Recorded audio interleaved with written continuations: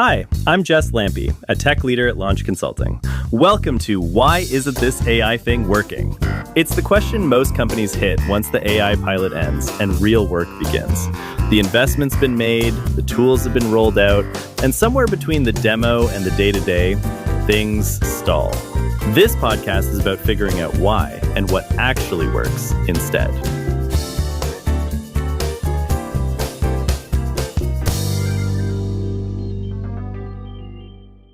All right.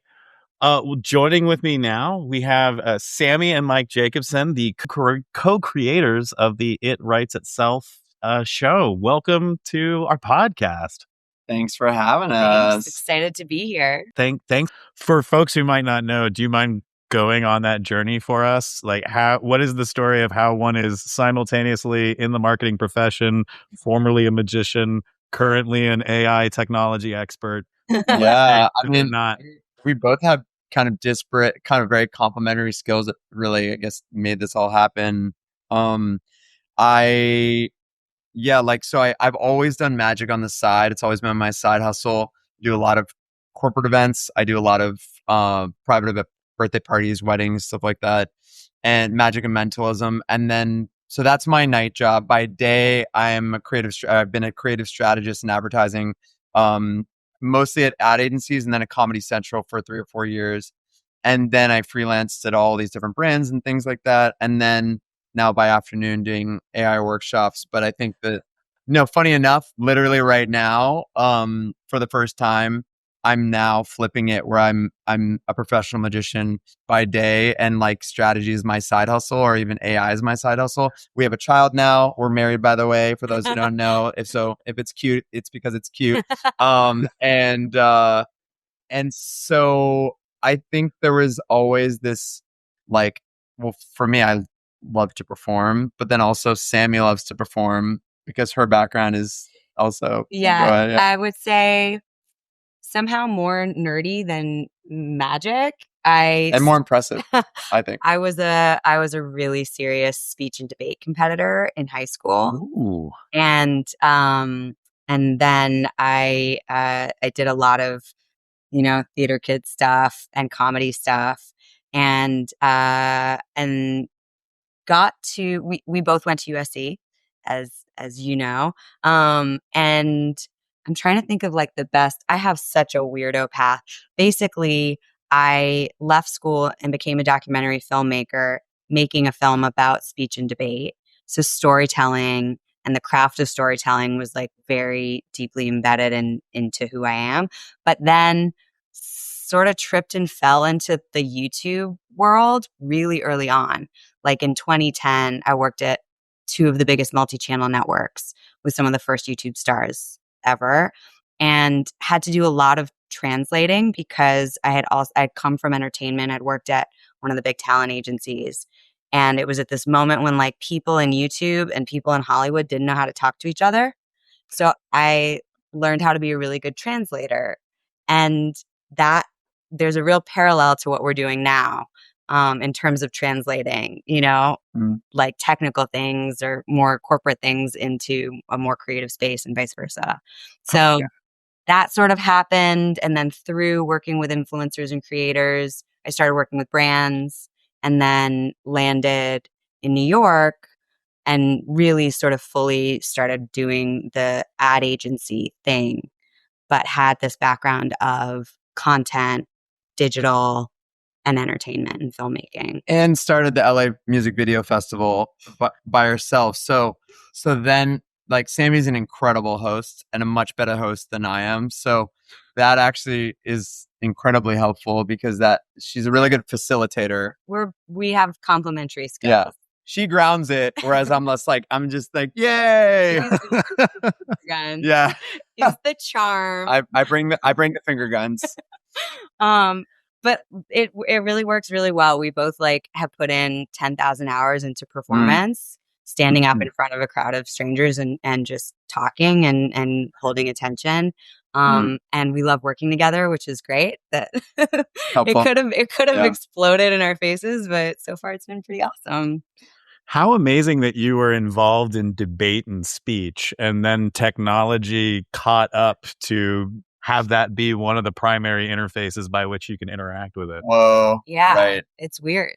It's all I don't know. Right. Yeah, where it's I don't all even know how to process going, that. but it's funny that we got here. That is amazing. Situations where excellent. Well, appreciate you both coming on. For anyone who's not familiar with what It Writes Itself is, I wondered if you two could share a little bit about what the current incarnation of the show is. Okay, let's see. It is basically in its current version, it is a creativity workshop. We like to say it's a workshop for people who hate workshops. And the mission is to demystify AI and encourage adoption through the power of play. So we do not take ourselves very seriously.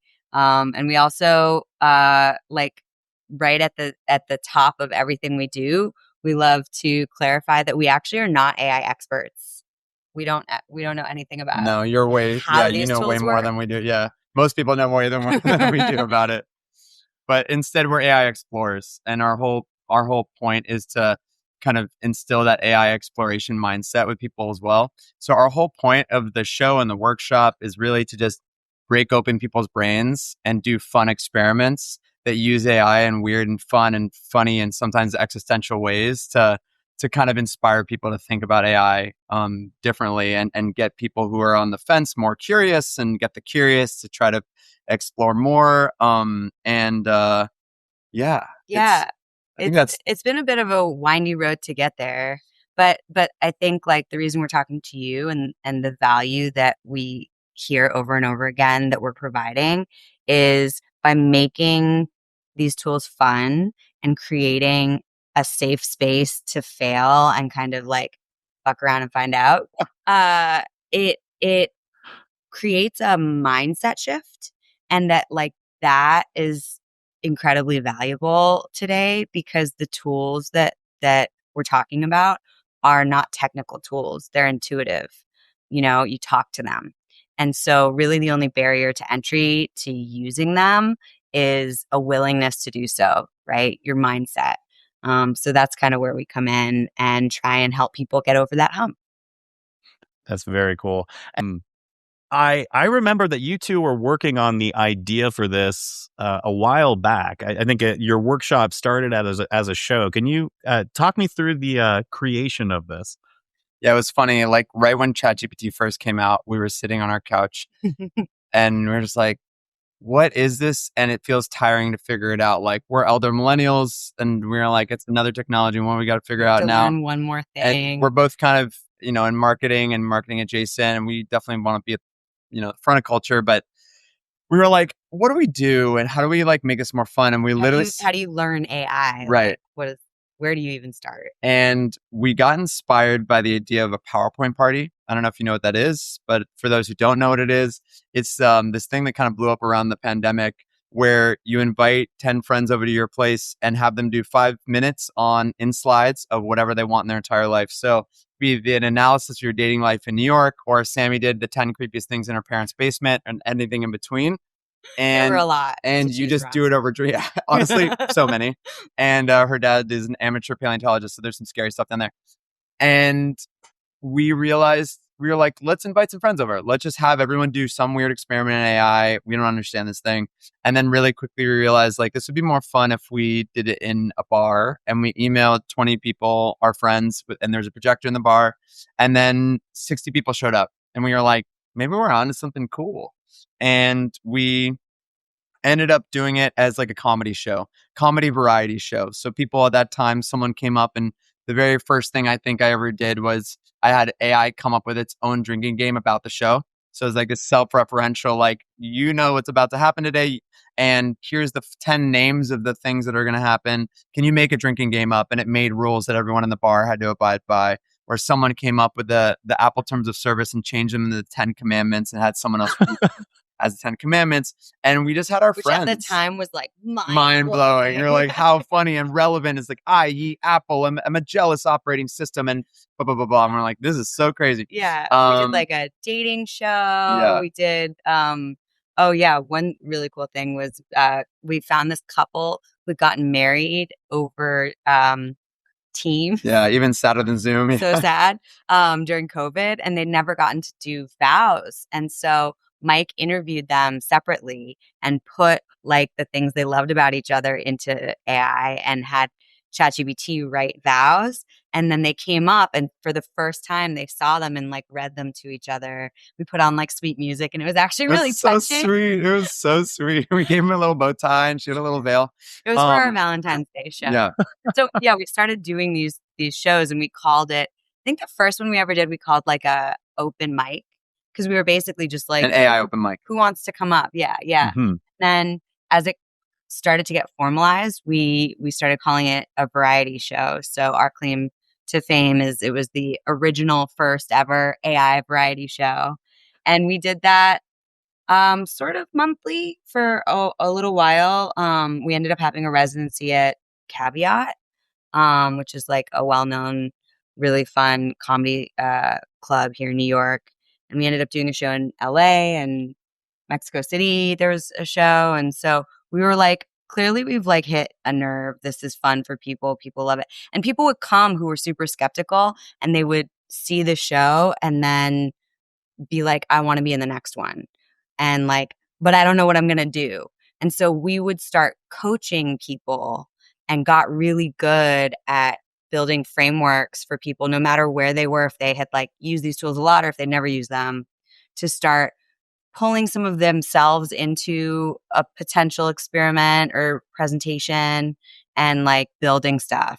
And that I think has really served us well now that it's a workshop, because that's basically what we do. So basically, we had like a CMO friend of ours be like, I know about your show. Could you come do this at an offsite? And we were like, sure.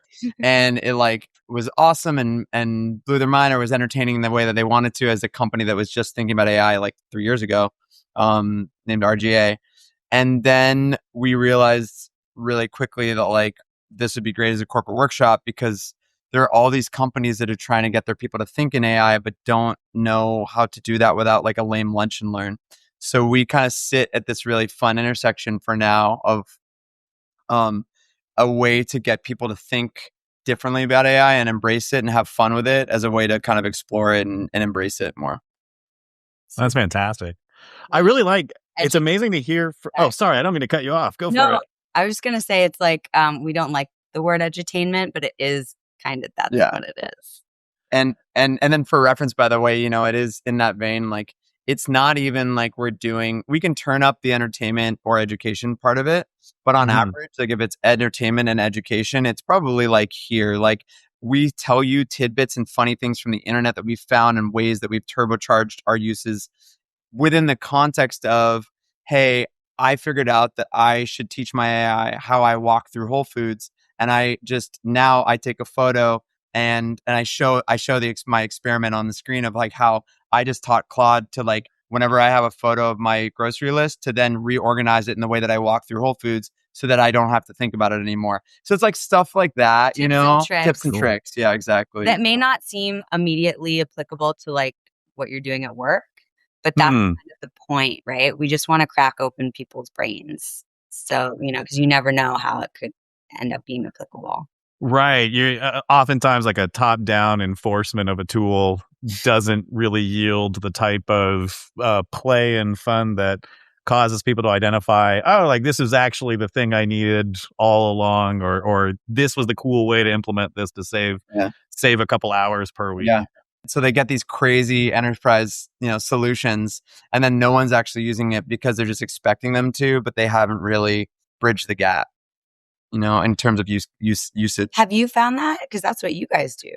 We do. We engage with a lot of folks. I work a lot with AI software development lifecycle coaching. So we help teams introduce those tools into software development, not just the engineering piece, but we go from coaching product managers or product owners and how to use the tools and making it accessible for them, all the way down the line. We try to be holistic about getting everybody on the team using the tools, because oftentimes the slowest part of a process is not necessarily just the person writing code, for example. It's getting alignment between team members, understanding the scope of a problem. So we lean into to doing a lot of that.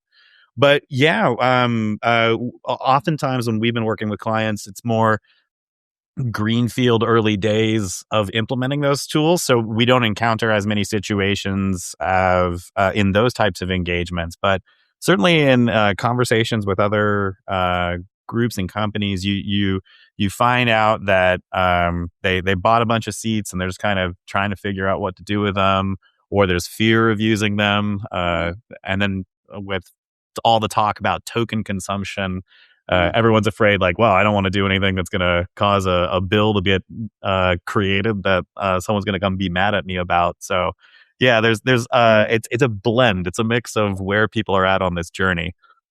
Right. It's funny. We were the featured performers at Meta Connect. Was it last year? Yeah. Maybe the year before. And they had us perform for 200 of their VIP llama developers. So we were like way out of our league. And we were like, this is either going to be incredible or incredibly bad. Like, it's going to flop likely because we are just playing around, like these guys are so smart and doing these crazy wild things. And it ended up being one of our best shows ever. And like, we felt like celebrities after. People were asking us to take photos and stuff. And it turns out that, in a world where all of them have to wrestle with AI every day, this allowed them to play with it. And it was a fun way to like turn their brain off or on in a different way. Yeah, it was surprisingly fun. Yeah, it was good. Yeah. I think. Have you had somebody approach you after or some time after where they unlocked some new way of doing something after thinking about the problem slightly differently from your show? It's a great question. I wish we should do the where are they now? Yeah. And email people and see. Well, I think of two things. I mean, one is more just generally that feedback of people saying, I've been scared to even try this stuff, and now I'm inspired to do it. We definitely get that kind of feedback. But then the specific one I was thinking was the Farmer Credit Union video campaign. Oh, great. Yeah, totally. So we often, I'd say like 90% of the companies that we end up working with are like creative agencies because that's our background. Creative companies. Yeah. And out of left field a year or two ago, we were brought in to the Farmers Credit Council of America. Yeah, the Farmers Credit Council of America. Yeah. Which is this group that I think they're essentially sort of lobbyists who support the farm credit unions, the credit unions for farmers around the country. So these are in, these very rural places, and they have a marketing team of like one or two people each, right? These different separate credit unions. And once a year, this organization brings them all together for like, professional development and networking, all this kind of stuff. So they brought us to this conference, and we were like, again, on the other side of the spectrum from the Meta event, we were like, what is the reaction going to be like? And we do our show in two different ways. One way is we show up we call it a show in a box, and, think like happy hour programming. Like, we go in and we have interactive segments. We have like games we play with audience members. We call people up.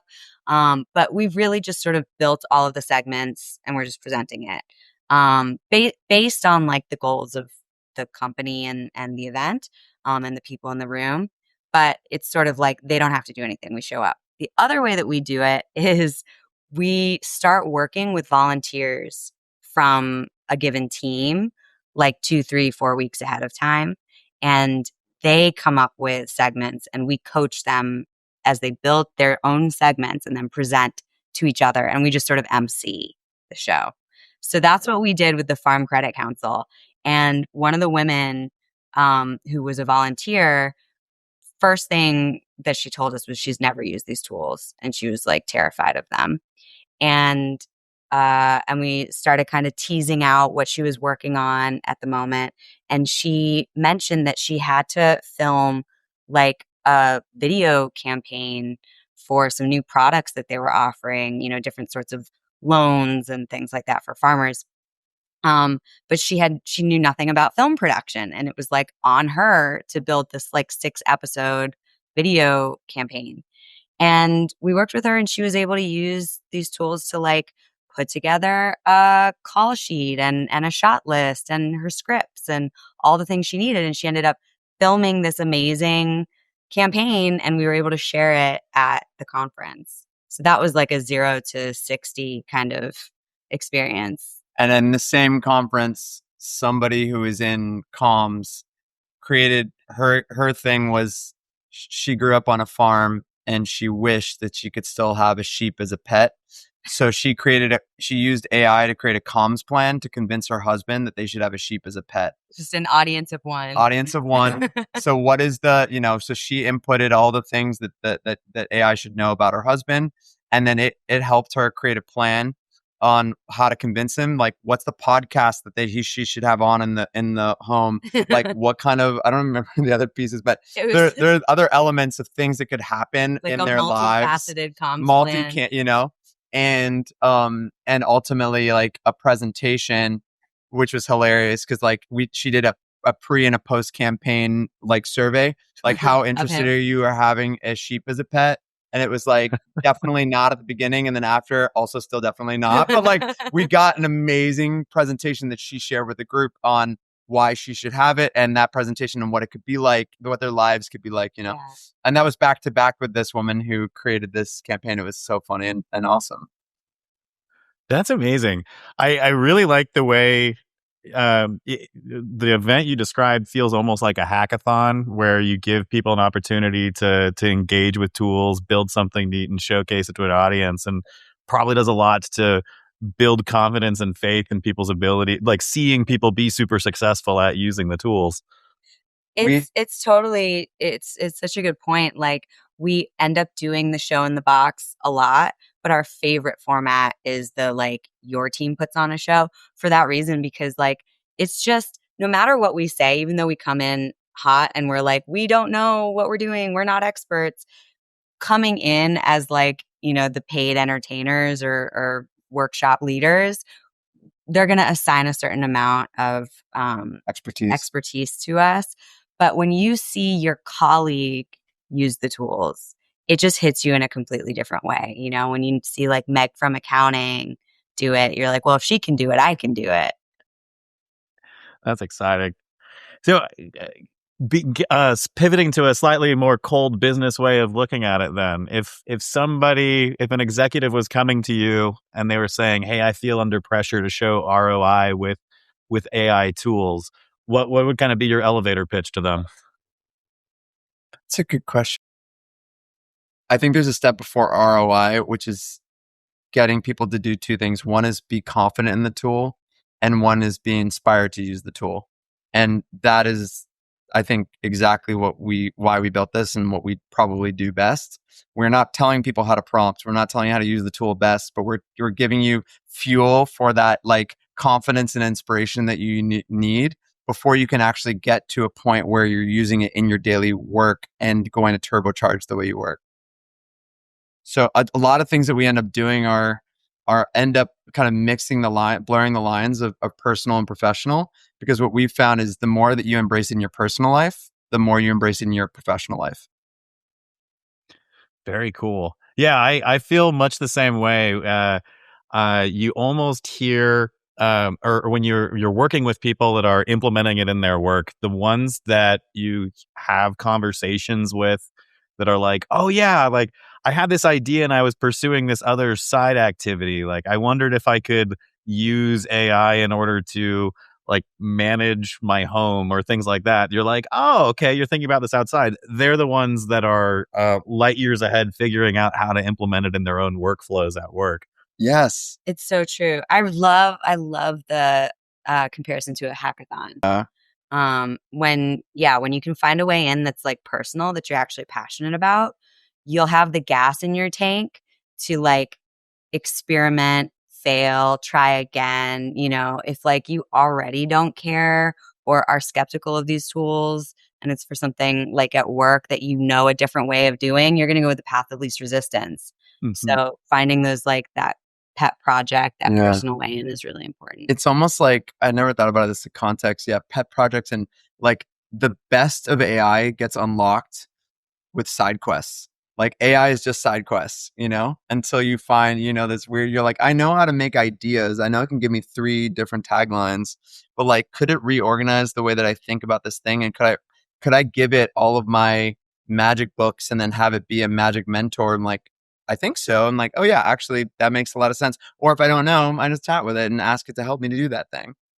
Is it good at telling you how to do magic? Yeah, well, not unless you teach it. Like Oh, for okay. context, anyone, I'm also a magician. And I only just started playing around with giving it my favorite books in PDFs, and then I'm like, I want you to use like the presentation of Darren Brown and the thinking of this other guy and so on and so on. And when I reference and try to script with you, if you can help me think like that for dramatic purposes, it's really good at that. Not great at like figuring out how to do a trick or even really anything else besides scripting or thinking about theatrically right That's now. interesting.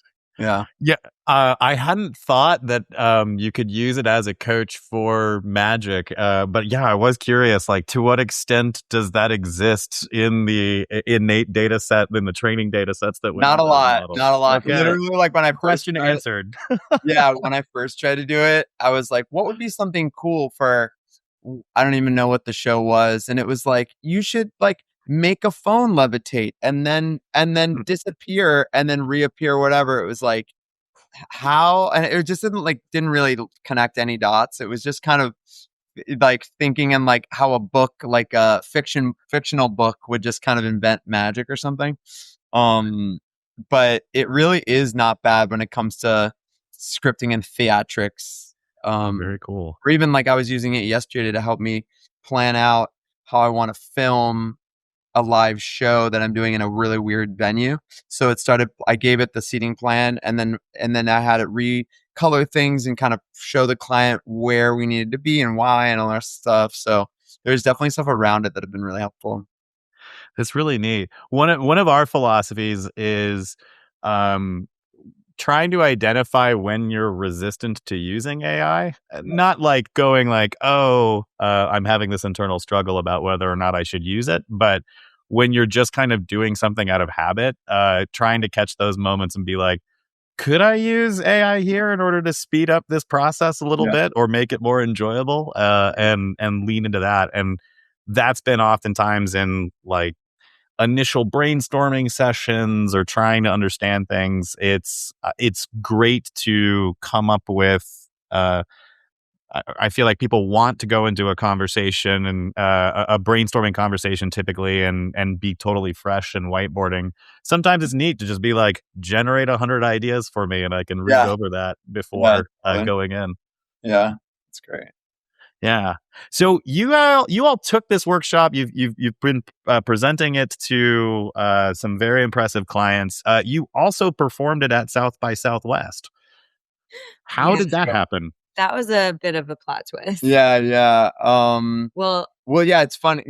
We've done Disney now. We did Vanguard yesterday. We did I don't know, we did a bunch of other fun brands. And with that one, we kind of slid in there. Originally talking to them about doing during their comedy week and pitched it as that, because we did, originally it was kind of in comedy clubs and this fun, weird kind of content that I assumed that they wouldn't have. And I think also because we still are sort of like in denial that it's a tech and innovation offering. Yeah, we're like, no, it's comedy. We're not like at the level of the tech folks at South by. Because don't get us wrong, this is also a platform for Sammy and I to just like make people laugh and for us to entertain them, hopefully. And so they were like, cool, but we think you'd actually be better as the innovation track. Can you talk to them? spoke to them. They're like, we have nothing like this, and we have not a lot of like intermediate and or beginner stuff. And they were like, we have 3 more slots. Do you want to just have one? And we're like, okay. That was cool because most people, they have to go through that process of like, vote for our panel, vote for our workshop, And so we were just invited to go because somehow like 4 years in, there's still, I guess, very little like this, that is entertainment and comedy and technology. And, Yeah, don't tell anyone. I know. We keep being like, gonna show up, right? All right. So they invited us to do a session at the innovation and technology track. And it was also, I think, 2.5 hours as a time slot, which was longer than we've ever done. We were kind of the personality hire of the innovation track. Yeah, 100%. Very much so. But I think because we were different, we ended up having like a line around the block. Like it was so fun. It was amazing. It was maybe the best show we've Truly. ever had. Yeah, it was. And it pushed us to figure out ways to make it even more interactive because we had more time to fill, what were things that we could do little breakouts with people. It was awesome. And we've carried that now into our show since then. But the real plot twist was that like a couple weeks later, after we got the invitation to present as part of the innovation track, we got a call from a brand. Can I say the platform? So it was Superhuman, which was formerly Grammarly, had bought out like a activation suite. Antone's, like this famous music club in Austin. So they were going to set up shop for the week and like do fun programming during South by, and they were leaning super heavily into comedy. And they wanted to know if we would come and do not a workshop, but like our original comedy show, which was what we had wanted to do all along. So we were super psyched. But then they were like, by the way, do you know anyone famous? Because we know you guys are great, but we don't think people will really like know who you are and care. They were nicer than that, but that was the They were like, can you help us figure out how to create some buzz around your show? Like, no offense, but and of course none was taken. So anyways, we reached out actually through some of your old comedy buddies. Yeah, like Nick Rutherford. And coming on as one of our guests. And he introduced us to an incredible performance artist named Maylee Todd, who does a lot with technology. And together they also brought in Eric Andre. And that was a bonkers experience. It was wild. It was it was a wild. It was I don't even know how to describe it anymore. I mean, it was like if you've ever watched any Eric Andre comedy. That's right. Yeah. Our favorite, I will say, our favorite piece from that, I would like to do again, and how we used him was Superhuman has forming a technology essentially that can connect to the real world with the app that you use in Chrome. And so we thought, what if we interview someone who's had the worst week and throw that into Superhuman and have it translated live, have it translated into an Uber Eats order that would get delivered during the show so that that person could eat their feelings. And so we did that, and except it wasn't an Uber Eats delivery person, it was Eric Andre. And so he came in with the Uber Eats order and biked and literally just parted the seas with a bike, and it was as awkward and hilarious as you'd think, and came up and started distributing the food to people, and it kind of it was chaos. Yeah. And then Maylee did this incredible song based on marrying a mascot. The mascot was made from Sammy from before, based on Superhuman, and we created like a mascot for Superhuman, and then surprised everybody by having the actual mascot like in the huge costume come on stage, like an armadillo from the future with like a chef thing. It was all the stuff that AI thought of, but we made it real. It was a trip. It was very fun. That's incredible.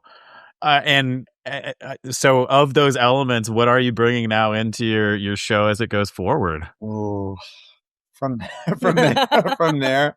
Just I mean, we actually talked to Nick about doing it again. Like he had an amazing piece where he trained it to be a Nick bot and did a breakdown of like how a good comedy set is.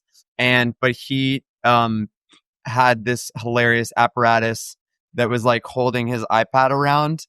And basically he did like crowd work and I was feeding it into Superhuman, but it was showing up on his iPad. So he was walking around kind of Nathan For You style.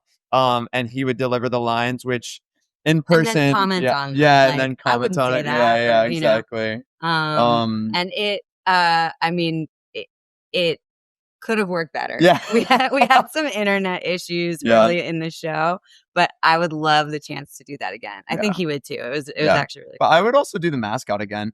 We Yeah. really do love that format. Sammy's kind of a format queen, and in the same vein as the kind of the cookbook, we love to do something that takes all the pieces of everyone in the room and bringing them together to create another thing. So whether that's a mascot or whether that's being a secret society and a logo for the secret society or food or whatever, it kind of is always a great ender and or just format in general that get people excited. And then to like transform that into something analog that we can actually give to people to take home. You know, it just like creates such an impact. It becomes so much more memorable when you bridge that gap, because everything we're talking about is like, you know, it's virtual. It's so like esoteric and unembodied. And so to create something like a fun piece of food or candy, you know, that like AI invented, or a tote bag with a weird logo that like represents the people in the room,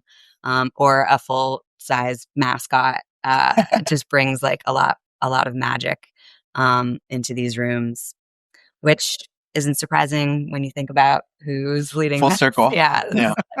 Where we come from, you know?